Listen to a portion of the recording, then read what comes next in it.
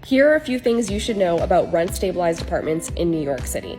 There are nearly 1 million rent-stabilized apartments in New York City. If you have one, that means the landlord has to renew your lease every single year, and they can only increase the rent by a certain amount, and that amount is set by the Rent Guidelines Board. Generally, you can expect buildings that have 6 units or more that was built before 1974 to have some rent-stabilized units. But you can also find stabilized units in new construction buildings. These developers get tax abatements in exchange for making the building stabilized. Rent-stabilized apartments is not the same as rent-controlled apartments. There are only about 16,000 rent-controlled apartments in New York City, so it's very unlikely that you have one unless you're very elderly or you inherited it from a family member.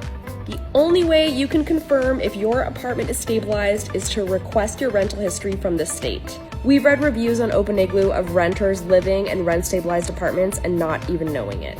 So how can you find one of these rent-stabilized apartments? You can check the listing descriptions of the apartments that you're looking at. You can ask the listing agent or the landlord if the building is stabilized. But we're also asking renters to report whether they live in a stabilized building or apartment on the OpenIgloo platform. If you're interested in staying in an apartment long-term, highly recommend that you try and find a stabilized apartment so you don't have to deal with unpredictable rent increases every single year.